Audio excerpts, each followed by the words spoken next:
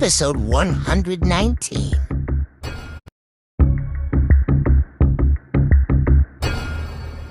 Abigail looked embarrassed. She stood frozen, unsure of what to do. Can you do it? The company paid you to make you look good. Do you really think we can play with you casually? Do you think that the live broadcast industry is so easy that you can be popular just by relying on your university girl's charm and such a little beauty? Are you kidding? A man threw his mobile phone onto the chair. I don't have time to play with you. Think about it carefully. If you could do it, then do it. If you can't do it, then get out of here as soon as possible. Who will spend the whole day with you?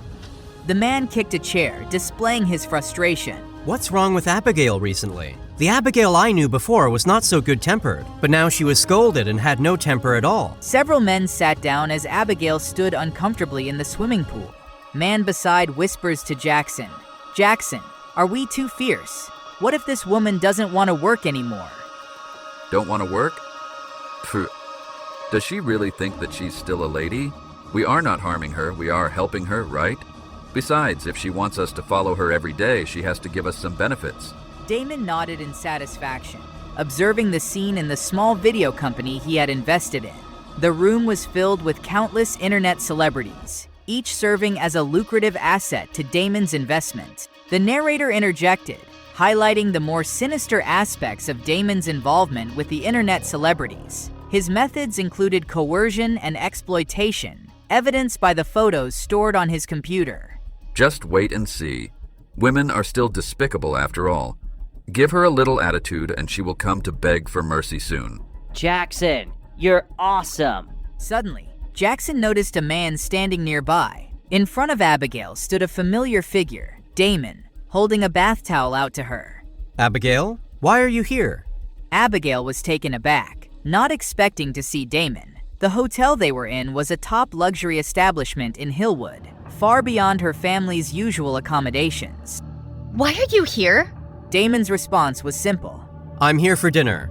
Abigail was stunned. Dinner at this hotel was no ordinary affair. It rivaled even the renowned McAllister resorts in price and prestige. You?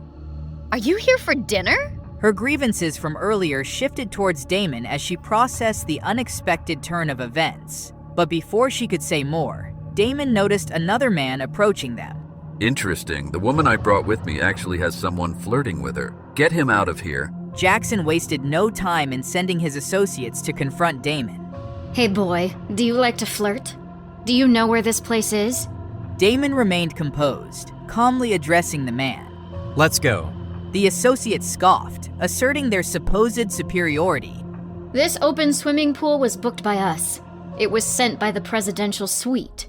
If you have some brain, you should know that in this hotel, how much is the presidential suite? If you know what's going on, get out of here. Their arrogance only amused Charlotte, who recognized Damon's likely status as the owner of McAllister Resorts. The associate laughed dismissively, turning his attention back to Abigail. Abigail, look. This is your friend. There are only a few rich people in this world. Do you think that Jackson can be offended just by anyone? Ask him to get out of here. Otherwise, he can't bear Damon's anger.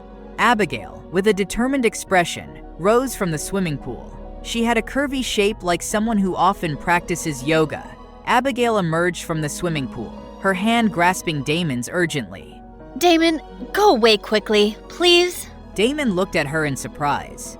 What's wrong with you? Tiffany is lying in the hospital. Why don't you go and see her? The relationship between the two was evident. Abigail's repeated efforts to protect Tiffany made their bond clear.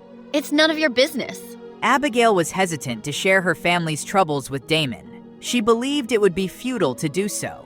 The Holland family's business had been thriving in Hillwood until recently, when new investments began affecting their supermarket operations. The situation worsened when a con man, posing as Damon, tricked Abigail out of a large sum of money. This betrayal wounded her pride, and she refused to return home, determined to make her own way. Abigail's internship and attempts at live streaming had been less successful than she hoped. Hearing of Jackson's company's success, she sought him out, only to find herself facing constant harassment and exploitation. Leave. Do I know you well? Don't come take advantage of my popularity, okay? Abigail's frustration boiled over as Damon remained. Boy, I'm afraid you don't know the rules here. The poor should look like the poor. Jackson relished in asserting his dominance, confident in his ability to manipulate women. Oh, it's very expensive here. You don't even know the price. It seems that you are here for sightseeing. To tell you the truth, this room costs $100,000 a night. People like you can't afford to live in it for the rest of your life. Jackson boasted of the exorbitant cost of the Lone Pine hotel room, seeking to belittle Damon. Jackson's attention shifted to Charlotte, Damon's companion, stunned by her beauty. Charlotte, however, held him in contempt, seeing him as inferior to Damon. The sightseeing ticket can only be taken by the elevator and can only be passed through the channel outside. I don't blame you for sneaking in secretly, but you disturbed me and beat me to rest.